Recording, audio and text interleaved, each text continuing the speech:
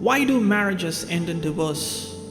We're going to find our answers from the book of Genesis. Genesis is an amazing book.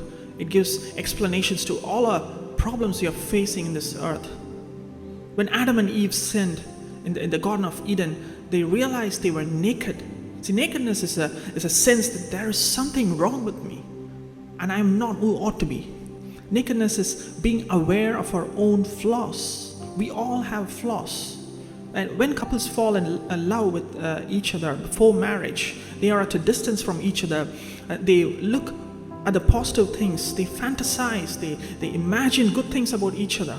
Even if they see the flaws, they overlook it, because their mind is filled with imaginations and fantasies. But when they get married and live with each other, come in closeness, in oneness, they see the grumpy face in the morning, and they suddenly realize and they see each other's flaws. We start looking at those flaws and magnify it. Look at what happened after Adam and Eve sinned. When God asked Adam, he said, "The woman you put in the garden gave me the fruit." What is Adam doing here? He sees the flaws in Eve and exposes Eve.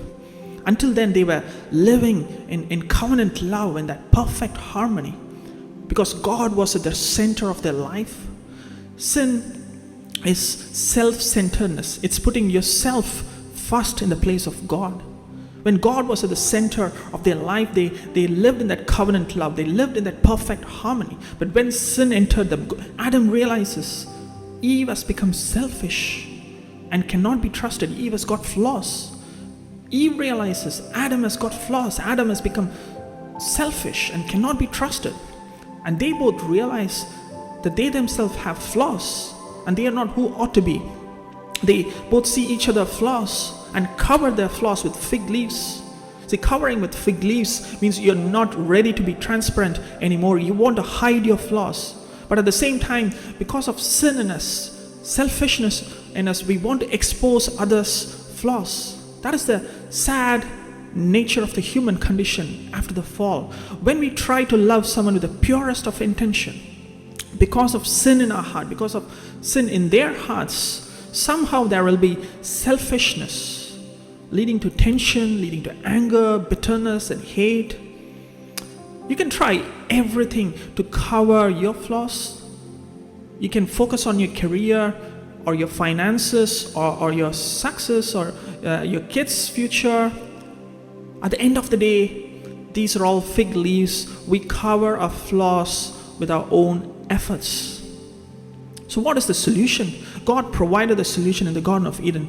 God approved covering their nakedness, but He provided an animal skin, meaning the first blood was shed in the garden.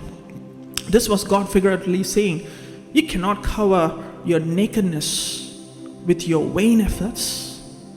I will cover your shame. I will cover your nakedness, but not with fig leaves, but by shedding blood. And 4,000 years later, Christ was in another garden, in the Garden of Gethsemane, praying for you and me. And the Bible says His sweat became drops of blood. And He was ready to shed every drop of His blood in Calvary's cross to clothe our shame, to clothe our nakedness. Remember, without shedding of blood, you cannot cover your flaws. So Christ took the shame. Christ took the nakedness upon Himself. He was hung on the cross. He was stripped naked. They put a lot for His clothes. He shed every drop of His blood for you and me. And Isaiah 61 verse 10 says, I will greatly rejoice in the Lord. My soul shall exult in my God. For He has clothed me with garments of salvation. He has covered me with a robe of righteousness. As a bridegroom decks himself like a priest with a beautiful headdress, and as a bride adorns herself with her jewels. What is this verse saying? See, God not only covered your shame, your nakedness, but He has covered it with a robe of righteousness.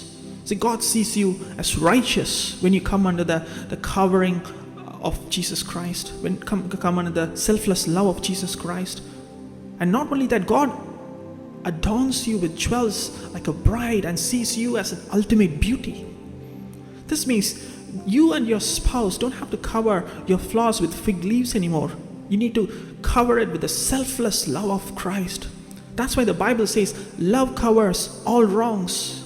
Only Christ's love covers our flaws. This is why putting Christ at the center of your marriage is very important.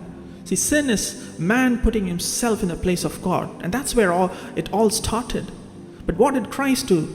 Christ put himself in your place, in the cross, in my place, in the cross, and he hung for you and me, and he died for you and me, and your spouse and my spouse.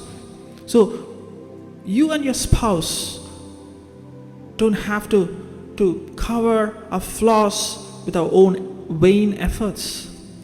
All we have to do is you and your spouse need to come back to the original design of God, that is putting Christ at the center of your marriage. The moment you put yourself first, there is disharmony, there is lack of trust. Just like it happened with Adam and Eve. When you put Christ at the center, you naturally cover each other's flaws with love. Real love is seeing each other's flaws and bearing one another with love. You don't point the flaws, you don't critique it, you don't demonize it, but bear one another with love. That's why the Bible says, bear one another with love. We need to learn to bear each other's flaws with love. Let's learn to come under the covering of the selfless love of Christ. Let's learn to put Christ at the center of our life and bear one another with love. I hope that's an encouragement for you. Thanks for watching, and God bless.